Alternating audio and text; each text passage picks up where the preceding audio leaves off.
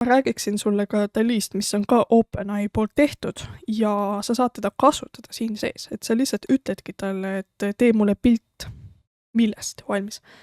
Ja ta genereerib sulle ühe pildi, aga sellest osast ma muidugi siin palju ei räägi, sest mul on täitsa eraldi 5 tundi koolitus sellest. Miks ta nii pikk on, sest tõesti ma räägin seal väga detailselt, mida saad teha temaga. Ja ma näitan seal ka pilditöötlust, sest Dali teadlikult paneb ühte filtrit peale. Näiteks seda pilti vaadates sa saad aru, et see ei ole realistlik, sest Dali on meelega pandud siukene filter realistlikel piltidel siis, et keegi saaks aru, et see on päris. Seda on võimalik realistlikuks tõmmata, et päris palju tasuta AI tööriist, et annad selle pildi ja tõmbab kohe realistlikuks valmis. Selles mõttes ei olegi vaja mingeid kalleid pildigeneraatorid kasutada. Aga kui sa ei viitsi parandada pilte, siis ta teeb väga hästi erinevaid illustreerivaid pilte ja kunsti, et näiteks seda vaadates, kas sa saaksid aru, et see on tehisintellekti tehtud. Ma ei usu. Näiteks see, palun. Nagu päris inimene oleks teinud, aga tegelikult ei ole. Et näiteks saame temaga logo teha endale, kiiruga paned lihtsalt mille jaoks sul vaja, niimoodi käsklus. Siis saad erinevad makette endale teha kiiruga, et tahad näiteks omale mingit toodet teha, aga sa ei taha teda veel realiseerida, sa tahad vaadata, kuidas ta välja näeks, et mingi logo näiteks endal või mingi illustratsioon tahad särgile panna, sa teedki omale särgi maketi näiteks, tahadki teha kellelegi, kes on jõusaali tegelane, siis siin on jõusaalis särk maas ja siia saab mingit pilti panna nüüd peale, vaadata, kuidas see välja näeb. Ja siis saab seda pilti kasutada omal kuskil poes maketin, et näe, nagu päris toode tegelikult ei ole. Et sa ei pea nagu päris elus tegema fotograafe oma tootest, sa saad lihtsalt siin kiiru teha. Sa ei pea maksma kellelegi, et ta teeks sulle pilti. Ja samamoodi, et sa saad mingid seadmeid, postreid, siukesi pilte teha, et ta paneb valge tausta vaata ja siis saad siia tausta sisse panna oma pildi. Ja siis sa saad seda keskkonda muuta, et siin on teadlikult pannud moderne mustvalge ruum, aga sa võid tõesti ükskõik mis tausta panna, mis kõnetab sinu sihtrühma, vaata, et teed vastavalt sellele. Siis sa saad veel veebidisaini teha endale, et näiteks sul ongi maandumislehte vaja, palun, saad tema kiiruga kätte.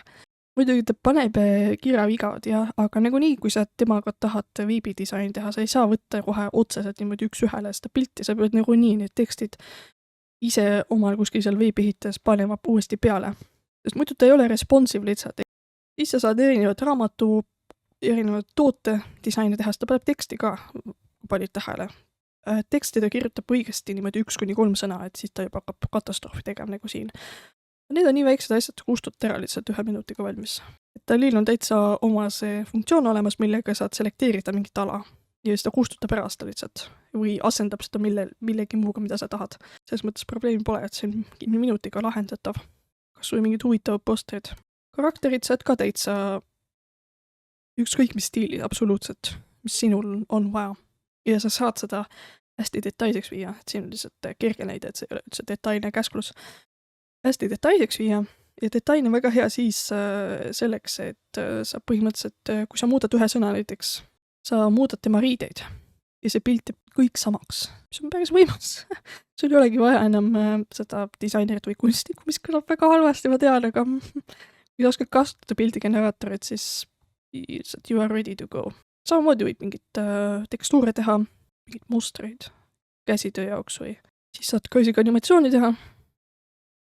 Ükskõik millest. Siin on lihtsalt teadlikult mingi multikass, kes mängib kitarri. Siis sa saad sisekujundust kasutada, planeerida, kuidas mingit ruume paigutada, mis stiilis, siis sa saad vaadata, kuidas reaalselt päris elus ka välja võiks näha.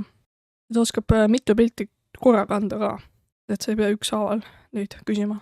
Ja absoluutselt ükskõik mis stiilis, piksel, kes siukene huvitav hoopis selline, absoluutselt miljon erinevat varianti, mida sa võid teha. Mingi tindi, pliiats hoopis, üldse pole vahet, tee mis tahad, sul on miljon erinevat kunstnikku põhimõtteliselt siin sees.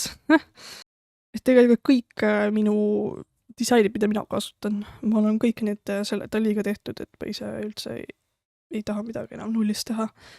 Ta teeb väga hästi kohe valmis. Natuke parandab mingeid vigu, valmis pilt olemas. Sest vaata, paljud ei viitsi parandada ka.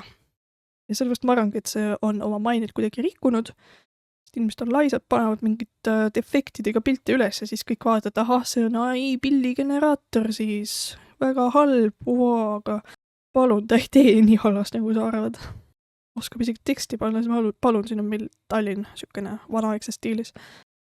Veel mingi veebidisain. Ainult need teksti osad siit ära võtta, ise panna asemele tekstid oma veebihitajast, siis sul on täitsa see maandumislehe taust see olemas. Mõned väiksed süüksed asjandused veel kustutad kiiruga minutiga ära ja palun olemas. See isegi andis need bränditooni värvid, mis on väga hea. Saad isegi mingid mudelid endal teha. Eestvaatene ja tagavaatene ja kuidagi küljega. Et ta on mitu varianti korraga ühe pildiga. See on väga hea. Praegu on väga populaarne neid käsklusiga müüa, et ma ise ka siin vahepeal siin on näha prompt base nurgas, et tegelikult ma täitsa müün ka neid käsklusi, et teised inimesed saavad näiteks, siin on mingid siuke huvitav makett, paneb oma toote selle disaini siia peale ja valmis. Ta ei peagi kuskilt seda maketti ostma, et ta saab mitu miljon varianti genereerida lihtsalt.